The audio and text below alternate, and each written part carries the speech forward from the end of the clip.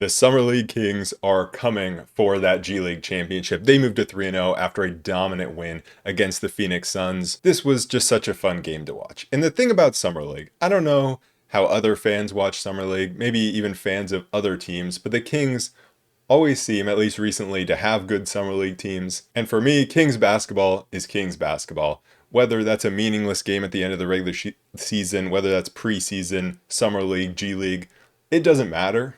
If the Kings are coming out and playing a fun brand of basketball like this Summer League team is doing, then I'm all here for it, especially when you're getting performances from Nique Clifford, Devin Carter, Isaac Jones, guys who are hopefully going to actually make an impact on the NBA Kings. And it's just hard not to love it when the Kings are playing a defensive brand of basketball, swarming on that end. It just gets me so hyped, and they're hitting shots on offense, they're running on offense. And so I'm getting hyped now for this Summer League team like I always do whenever the Kings have good Summer League teams, because Kings basketball is just Kings basketball no matter where it is.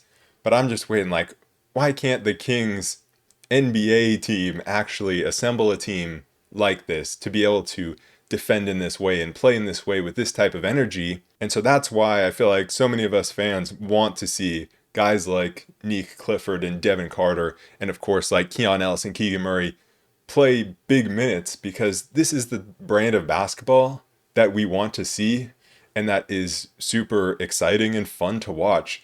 In the second and third quarters of this game, the Suns just had nowhere to go. I mean, even in the first quarter, Phoenix scored 17 points in the first quarter, 11 in the second, 15 in the third. And then the Kings had to let me down in the fourth quarter, getting outscored 33-18 to let a 33-point lead go to an 18-point lead.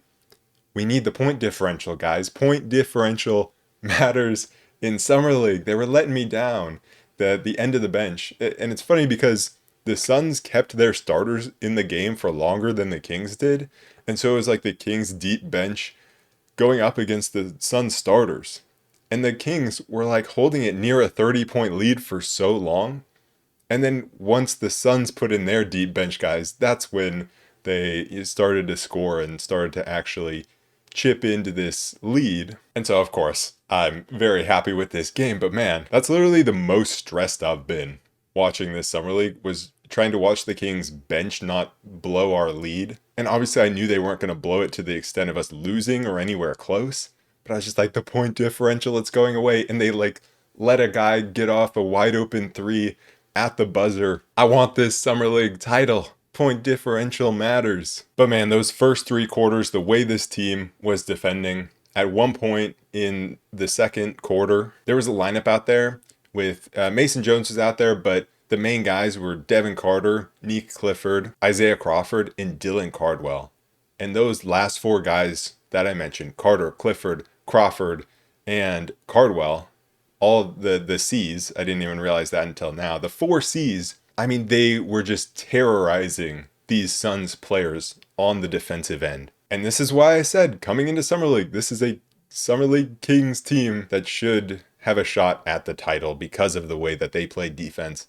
And that was just so much fun to watch. I do not care about the crowd that says it's just Summer League. It's basketball, and I love watching this. If the Kings are winning, then the Kings are winning. Coming into this game, Maxime Renaud was out. And so I was actually a little worried about how the Kings were going to cope, because the Suns are a team that plays Malawach and that plays Oso Ighodaro. And this is also a Suns team that was resting their guys because they had a back-to-back for some reason. So they were resting their guys coming into this game. Obviously, I don't think they were purposefully doing it because we're the Kings or something. But I'm going to pretend as if they were like so scared of the Kings that they were, resting their guys for that reason coming into this game. And so the Kings don't have Maxime Renaud, and Isaac Jones has to slide to that center position.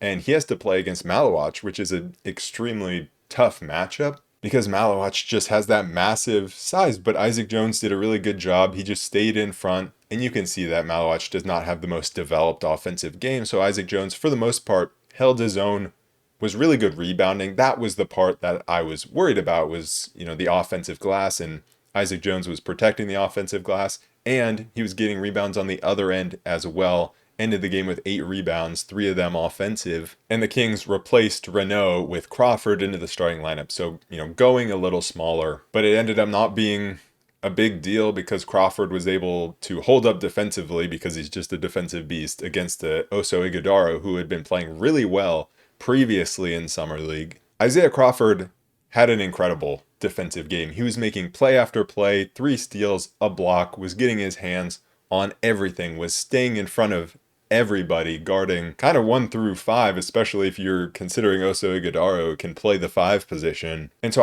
I want that offensive game from Isaiah Crawford to come around. He went 1 for 4 from 3, 1 for 6 from the field, and so only finished with 3 points. You need that shot to be there. You need that catch and shoot to be there. Because early on, like I've been talking about, the matchups I was watching, it was Isaac Jones versus Malowac, it was Crawford versus Ighodaro. And so I was watching it on both ends, but when it came to the offensive end, for Isaac Jones, you had Malowac playing in the drop, playing right under the rim. And so Isaac Jones would get the ball, and it felt like he didn't really know what to do with it, right? He didn't want to rise into a mid-range shot or a long floater, and so he would just drive straight into Malowac, turn his back, pick up his dribble, pass it back out to the perimeter, and that kind of killed some possessions. And so those are the moments that I think Isaac needs to improve on, and he did that a couple of times really early on, and then the rest of the game he was good offensively. He didn't stagnate possessions like that anymore, so I feel like he learned there throughout the game, because I think in those moments he either needs to have the confidence to go into a floater. At one point he did have the confidence to kind of step back and take a corner 3, which I think he airballed, so not great there. But you could see how he was trying to figure out how to punish Malowac.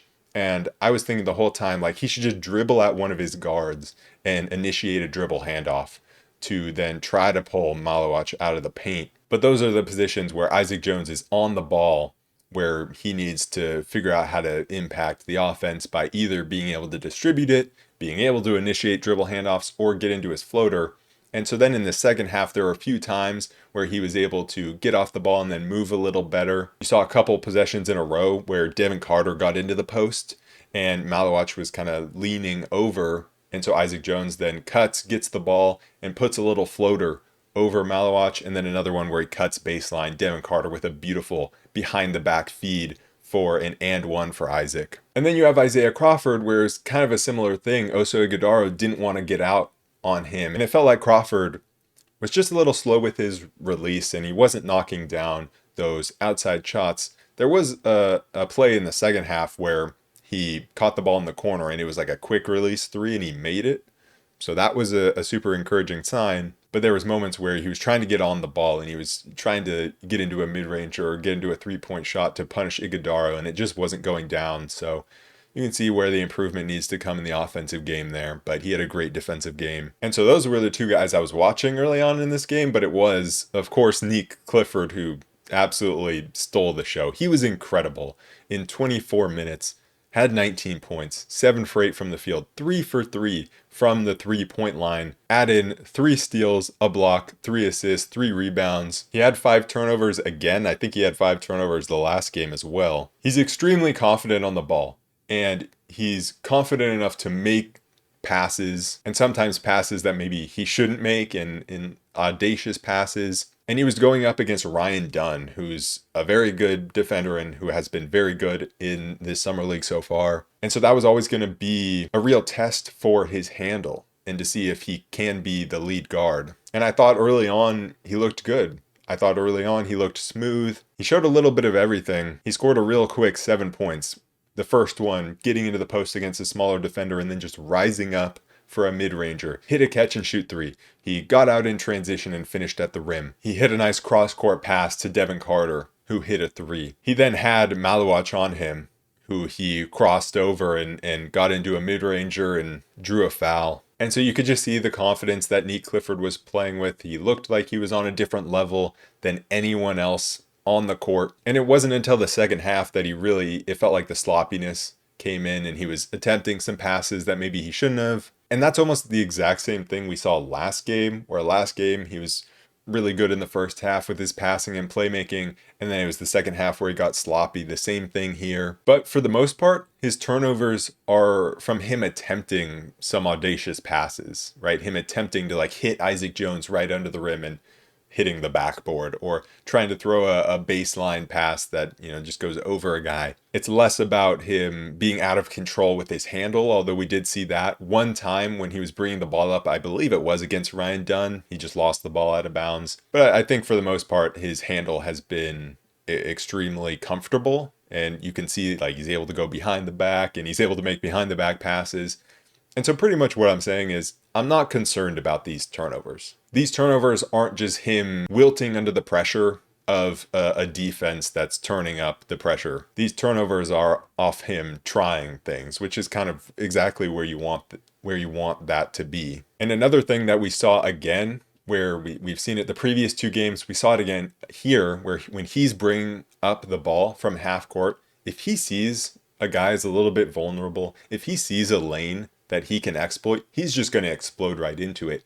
And it's kind of shocking to see every time, because I feel like you just rarely see guys of his size explode in this way from so far out, from the half court line, just exploding and going all the way to the rim, because it feels out of control, but it's really not for him. And the thing that he was doing really well in the first half was driving into the paint and then finding these drop-off passes to Dylan Cardwell, and Dylan Cardwell, who had his best game of the Summer League so far. He owes Nique Clifford a lot for Nique Clifford just constantly finding him in the dunker spot for these easy layups, and Cardwell even smoked a open dunk. And so that connection was there. In the first quarter for the Kings, it was a little rough offensively, and it was mainly Nique Clifford carrying the load. Devin Carter got off to a little bit of a slow start, but they both went out, I think, near the end of the first quarter.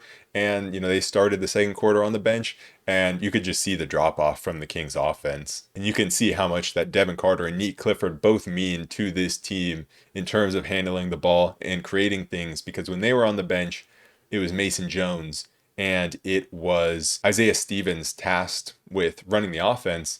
And, I feel like Isaiah Stevens, like the pressure from the Suns defense got to him a little bit, and he wasn't as clean as he's been in the past couple of games. Mason Jones had a couple of turnovers as well, or he had 4 turnovers. And so when Devin and Nique were out, that's when offensive rebounding came in big, and we had a couple of offensive rebounds from Dylan Cardwell. We had 3 from Isaac Jones. So I love the effort from those 2 big guys to be able to save these possessions and contribute offensively. And that's exactly how, especially a guy like Dylan Cardwell, needs to contribute offensively, because we know his offensive game is not polished. When he gets the ball, like it was funny one time on a fast break, he got the ball and there's just one defender in front of him and he's smaller, but he immediately passed the ball right back to, I can't remember who it was, but whoever was with him on the fast break. And, it led to the shot getting blocked because he didn't want to go up. And that's not necessarily his fault, because you need to know your personnel and know that you probably shouldn't be giving the ball to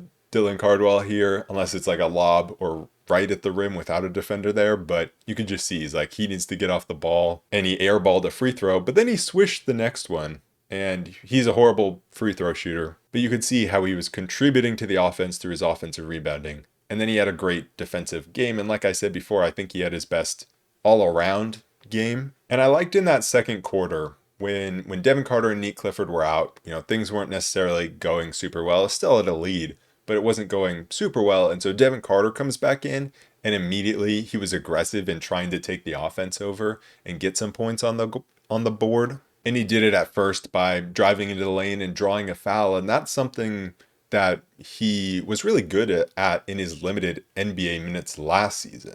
And I feel like that's not something you normally see from rookies. Normally, drawing fouls is something that comes with getting used to the pace of the NBA and how to, exploit certain defenders and angles around the rim. But Devin Carter used his quickness last season to be able to draw some fouls. And so he did the same here, missed both free throws. Like, that's where he needs to get better, the free throw shooting. But he missed both free throws, and then he came back down and hit a 3. He looks so comfortable shooting pull-up threes and step-back threes. He looks comfortable with the ball in his hands at pulling up from deep. He doesn't look as comfortable when he's catching and shooting. And I think that has a lot to do with his release and how slow it is and how long it takes for him to get into his release when he has to catch the ball, and it takes him a while. And so the defender's closing out on him and they can get there to contest the shot.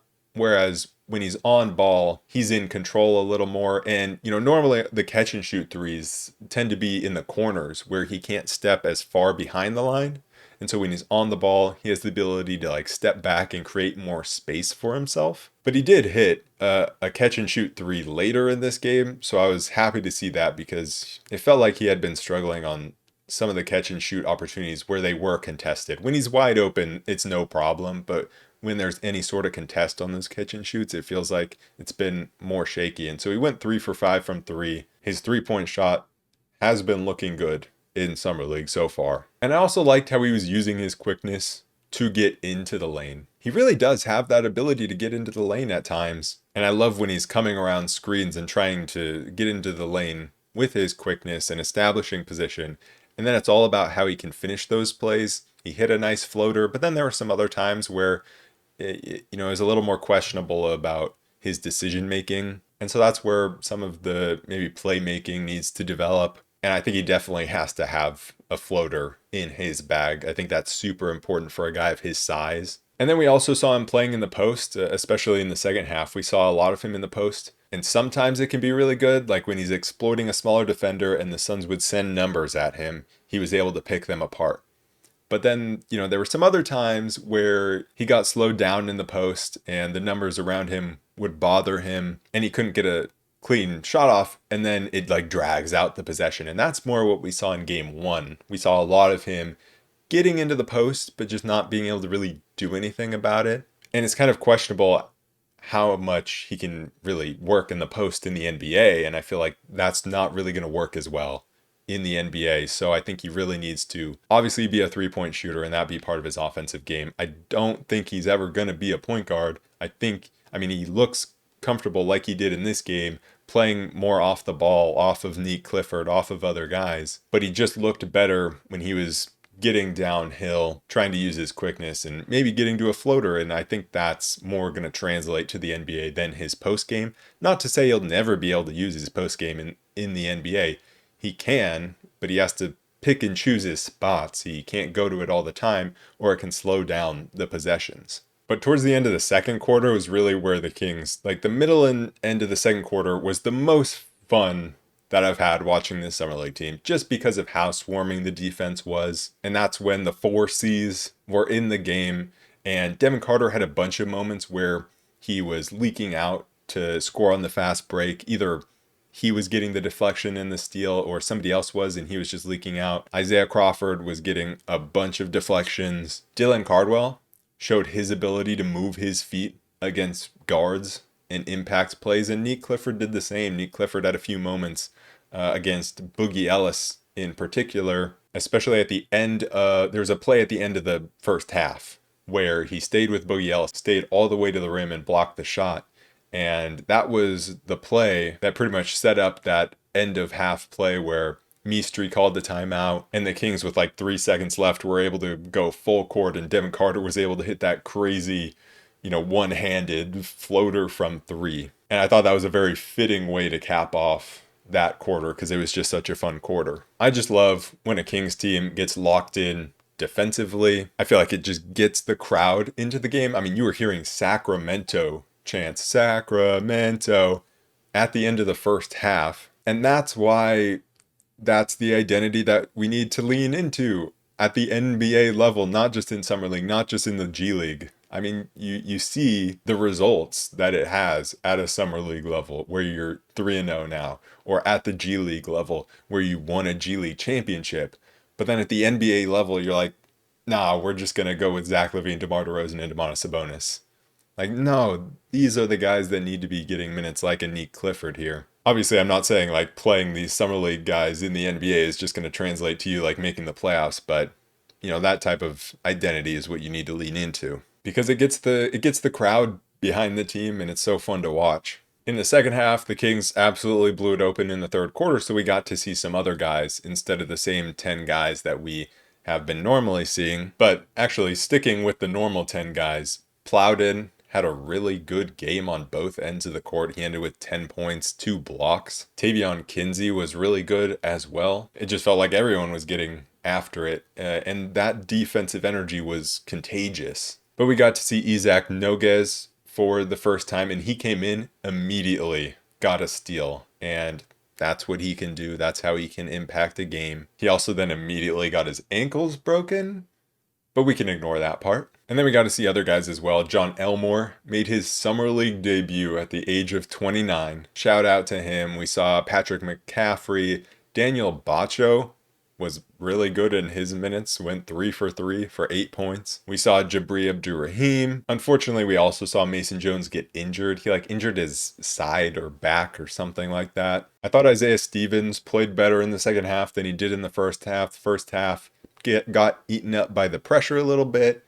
And then in the second half was finding guys, some really nice passes. He ended the game with 5 points, 4 assists, and 7 rebounds. He had 3 offensive rebounds. So a nice way to impact the game in other ways when he didn't have the scoring necessarily and when he was under a lot of defensive pressure. I just wish in the fourth quarter that last group locked in a little bit. There were three times where that final group that came in to end the game just didn't realize that the Kings were inbounding the ball. The ref would hand the ball to the inbounder, no one would move. It happened 3 separate times. They got called for a 5-second violation on one of them. They were letting guys just run the floor, in transition, giving guys open threes.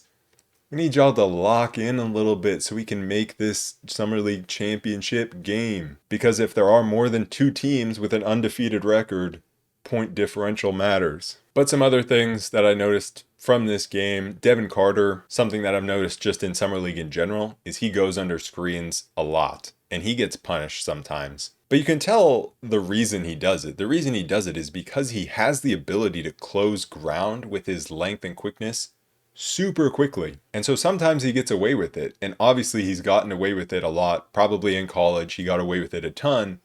That's not going to fly as much in the NBA, but he does have the ability to sometimes block a shot. And that's what he did in this game. He went under and blocked a shot, but also we've seen a ton in this Summer League, him go under screens and the other team just rise up and hit a 3. Isaac Jones, I thought offensively, especially in the second half, really showed his mobility offensively, especially if he's playing the 5. If he's playing against players who are less mobile 5s, he can really exploit them with his quickness and his ability to also make plays off the dribble. And so there were some plays where he was able to get to the rim, showing off that mobility, get dunks, layups, had an and one. For Nique Clifford, early on in this game, I was really noticing the movement off ball. He was constantly cutting to the middle of the floor at the right times to be able to receive passes, and then either he would score from there, rise up for a mid-ranger, or you'd be able to find another player down low for a score. So I think he just has good timing and good feel for the game and knowing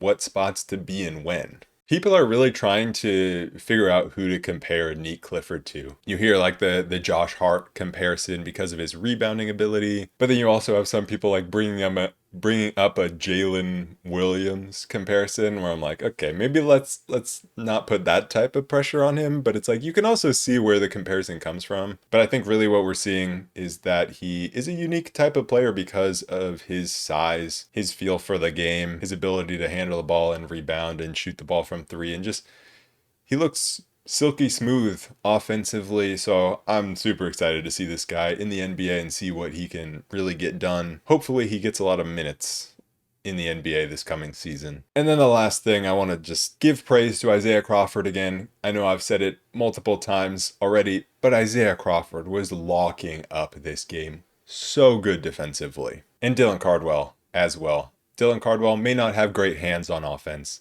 but he has good hands on defense. Showed off good verticality as well. And the Kings did this against a good Suns Summer League team. This was the first time in Summer League that the Suns were really at full strength. The Kings' last game against the Bulls, I was really happy with the performance, but you're looking at that Bulls team and you're man, they really don't have anyone. Noah Senge went out midway through the game. They didn't have Matas Buzelis. You're looking at the Suns team. They have Malawach, they have Iguodaro, they have Ryan Dunn, they have Kobe Brea, they had Rasheer Fleming for the first time in this game.